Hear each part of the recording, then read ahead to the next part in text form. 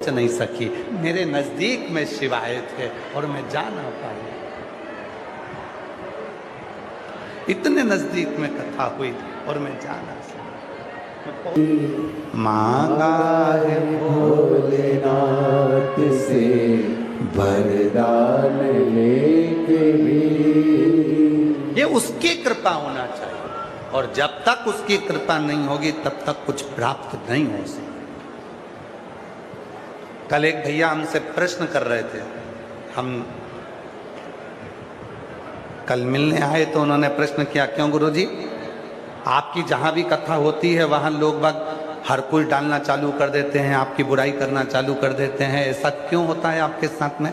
हमने कहा भोलेनाथ जी जान कर कर कराता है। शंकर जी को मालूम है ये सब एक साथ अगर कथा में आ जाएंगे तो इतनों को मुझे 3 महीने में देना पड़ेगा, इसलिए भोलेनाथ बुराई कराकर कई लोगों के मन में खटास उत्पन्न कर कर उनको रोक देता है, जिससे वो कथा के पंडाल तक ना पहुंचे। अगर वो सब अगर कथा में आ जाते तो मेरे शंकर भगवान को 3 महीने में इनको देना पड़ता। और जितने आए हो कथा में, जितने बैठे हो घरोंडा की पवित्र धरा पर कथा श्रवण करने के लिए, जो 36 कौम कथा करा रही है, ये पवित्र प्रांगण में जितने बैठकर कथा सुन रहे हो, मेरा भोलेनाथ तुम्हें बिना दिए भेजेगा नहीं। 3 महीने में तुमने जो मांगा है मेरा बाबा देकर ही मांगे। तो किसी ने पूछा, गुरुजी आपकी जहां कथा होती है लोग हर कुछ डालना प्रारंभ कर देते हैं, आपकी बुराइयां करना प्रारंभ कर देते हैं, उससे होता तो उससे रोका जाता है लोगों को जिससे कम पहुंचे। और ये शिव ही कराते हैं, शंकर ही कराते हैं, ये शिव के सिवा कोई नहीं कराते। शंकर जी को मालूम है सब आ जाएंगे तो सबको देना पड़ेगा, इसलिए थोड़े लोगों को रोक दो, इनको आगे की कथा में देखेंगे, कभी मिलेंगे जब ये उस समय पर। अभी तो इतनों को तो दे दूं, इतनों को तो भरूं। एक पत्र है, अच्छा है। अब इस मां बिमला देवी का जरा विश्वास देखिएगा, वो रोज बेटी को कथा में लेकर आए व्हील चेयर पर, तो बाबा कृपा तो करा। अगला पत्र देख, नहीं हुए प्रणाम नहीं।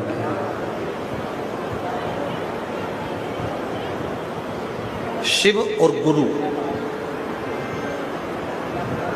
शिव गुरु ये दो एक ही है।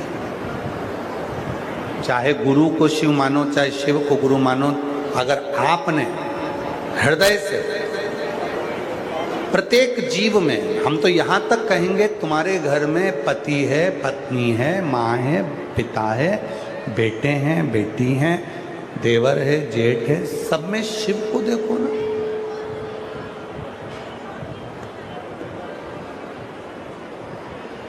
रचा है सृष्टि को प्रभु ने, वही ये सृष्टि चला रही।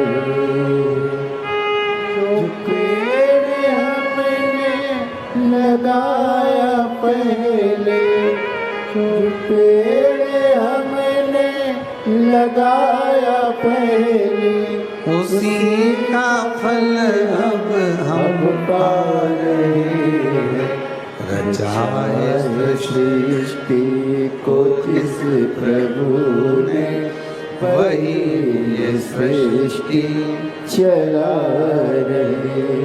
दुनिया की सबसे अच्छी दवा, दुनिया का सबसे अच्छा उपचार, दुनिया का सबसे अच्छी दवाई, दुनिया की सबसे अच्छी खुराक, दुनिया की सबसे अच्छी दवा है, दुनिया की सबसे अच्छी दवा है आपके चेहरे की मुस्कुराहट।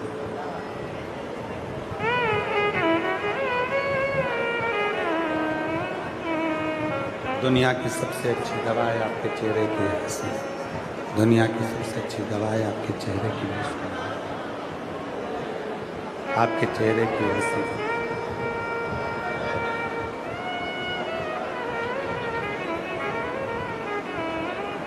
ये दुनिया की सबसे बड़ी दवा है। जिसने अपने घर में सहना सीख लिया, उसी को सारे जमाने में रहना आ गए। जो संसार में रहना चाहता है, सब में रहना चाहता है, उसको सहना आना चाहिए। बड़ों ने कुछ कहा तो थोड़ा सा सह लो, अपनों ने कुछ कहा थोड़ा सह लो, दूसरों ने कुछ कहा थोड़ा सह लो। सहना जिसको आ गए उसको जिंदगी में रहना आ गया। जीवन में अगर रहना है तो सहना थोड़ा जरूर। शिव कथा कहती है, बृहस्पति महाराज जब देखे कि इंद्र ने उनका सम्मान नहीं किया, इंद्र ने उनका आदर नहीं किया, इंद्र ने उनका सत्कार नहीं किया, तो वो वहां से चल दिए।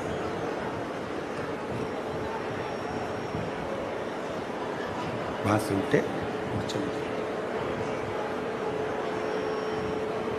शिव कथा कहती है, भगवान शंकर का चरित्र कथा है, शिव महापुराण की कथा कहती है, शिव तत्व कहता है, भगवान शंकर का चरित्र, भगवान शंकर की कथा वर्णन करती है।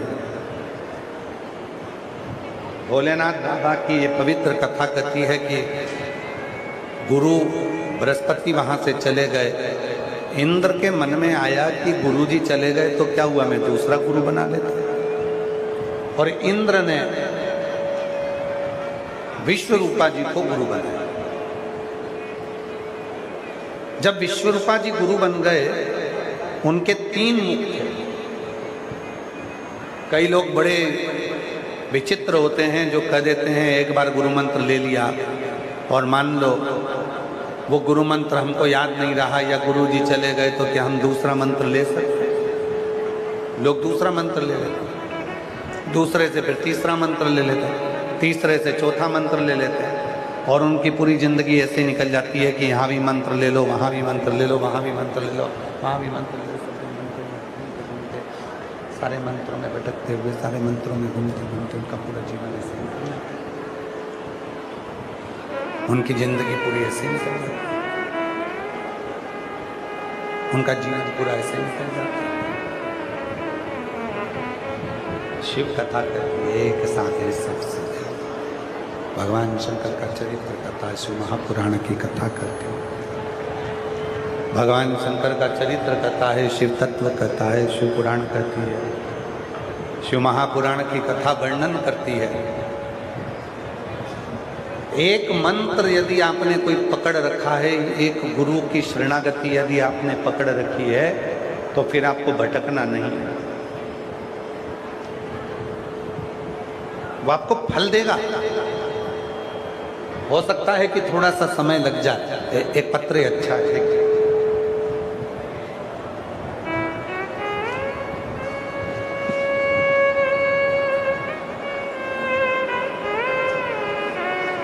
ब्राह्मण हत्या सिर पर चढ़ गई और ब्राह्मण हत्या सिर पर चढ़ी तो उस ब्रह्म हत्या को उन्होंने अग्नि को, जल को, पृथ्वी को और स्त्री को, ब्रह्म हत्या को।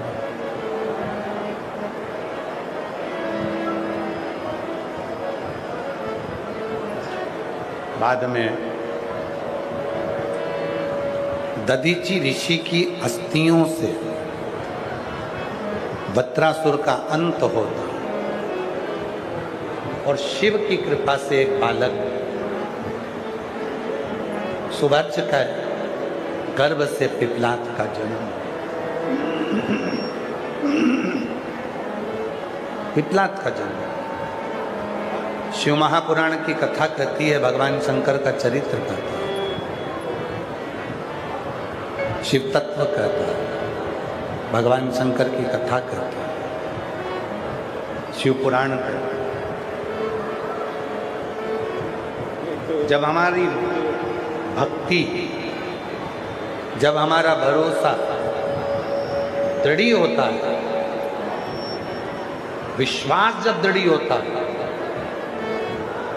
तब स्वयं शिव किसी न किसी रूप में कृपा करने के लिए प्रकट हो जाता है। स्वयं शिव।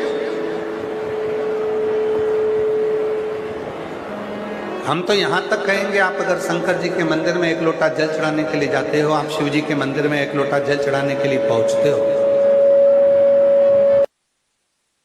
आपका विश्वास पक्का है, आपका भरोसा पक्का है। आप शिव के मंदिर में एक लोटा जल चढ़ा रहे हो, आपका भरोसा दृढ़ है, तो आपको कहीं भटकने की जरूरत नहीं पड़ेगी। वो एक लोटा जल सारी समस्या का हल, फिर आपको कहीं भटकना नहीं है। वो एक लोटा जल आपको सुख प्रदान करेगा, वो एक लोटा जल आपको आनंद प्रदान करेगा, सुख देगा, आनंद। और आगे वर्णन आया भगवान शंकर के पवित्र चरित्रों का स्मरण करते हुए 12 ज्योतिर्लिंग का चरित्र तुमरुका जी चंचुला देवी को श्रवण करा। चंचुला देवी को जब कहा, हे चंचुला, भगवान के वो 12 ज्योतिर्लिंग का मैं स्मरण कराता हूँ जिन ज्योतिर्लिंगों पर भगवान शंकर सदा विराजमान, स्वयं भगवान शंकर जहाँ पर विराजित होते हैं। प्रथम है सोमनाथ जी, सोमनाथ जी का वर्णन किया।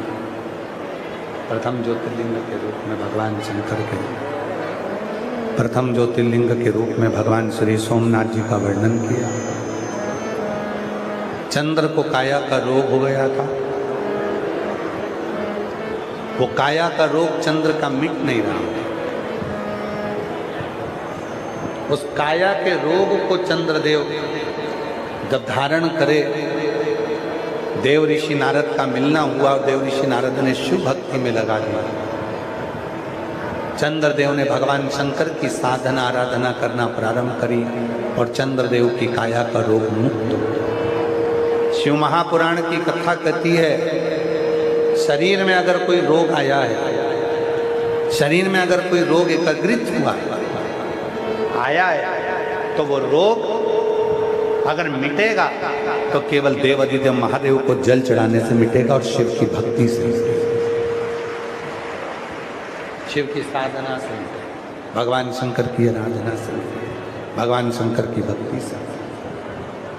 दूसरे नंबर पर मल्लिकार्जुन भगवान का स्मरण आया। श्री सेलम पर षडानंद कार्तिकेय जी रुष्ट होकर चले जाते हैं, जिनको ढूंढने के लिए स्वयं भगवान शंकर पार्वती जी के साथ में श्री सेलम पर जाते हैं। और श्री सेलम पर जाकर षडानंद कार्तिकेय जी को ढूंढने के लिए गए, जहाँ पर भगवान शंकर और पार्वती ने अपना स्वतः दर्शन किया। भगवान मल्लिकार्जुन के रूप में विराजे। अगला वर्णन आया है श्री महाकाल भगवान का। दूषण नाम के राक्षस का संहार करने के लिए भगवान शंकर कालाधिपति बनकर महाकाल के रूप में प्रकट। बोल महाकालेश्वर भगवान की। अकाल मृत्यु वो मरे जो काम करे चंडाल का, काल उसका क्या बिगाड़े जो भक्त हो महाकाल का। जो शिव की साधना करता है, शंकर की आराधना करता है, शिव की उपासना करता है, भगवान शंकर की भक्ति में करता है, शिव तत्व को प्राप्त करता है, भगवान शंकर को प्राप्त करता है, शिव तत्व को प्राप्त करता है।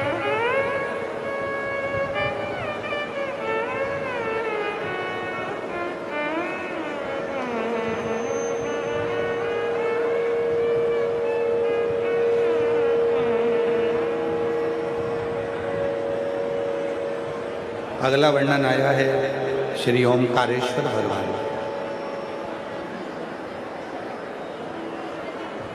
विंध्य पर्वत में तप करी और तप कर कर भगवान को ओम का नाद कर कर प्राप्त किया। शिव जी ओमकारेश्वर के रूप में विराजित। फिर वर्णन आया केदारनाथ जी का। नर नारायण के तप करने से भगवान श्री केदारेश्वर प्रकट। कुंभकर्ण की धर्म पत्नी करकटी के पुत्र भीम का संहार शिव जी ने किया, जिससे शिव जी का नाम भीमाशंकर हो। अगला वर्णन आया है मनु और शत्रुपा के तप करने से भगवान विश्वनाथ जी के रूप में विराजमान होते हैं काशी। गौतम बाबा पर गौ हत्या का दोष लगा। उस दोष को मुक्त करने के लिए ब्रह्मा, विष्णु और महेश तीनों शिवलिंग की आकृति में प्रकट हुए, तो शिव जी का नाम त्र्यंबकनाथ हुआ। रावण भगवान शंकर के शिवलिंग को लेकर जा रहा था और भगवान शंकर के शिवलिंग को ले जाते समय वो लंकापति रावण उसके वजन को ना झेल पाया आखिरी में वो लंकापति रावण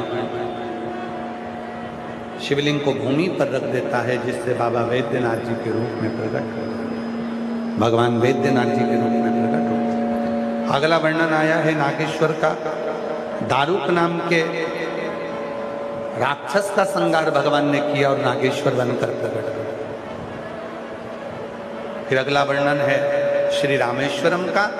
भगवान श्री राम जी महाराज ने लंका पर चढ़ाई करने से पहले भगवान शिव की स्थापना करी, उसकी अर्चना करी, पूजन करी और भगवान शिव से अपने मन का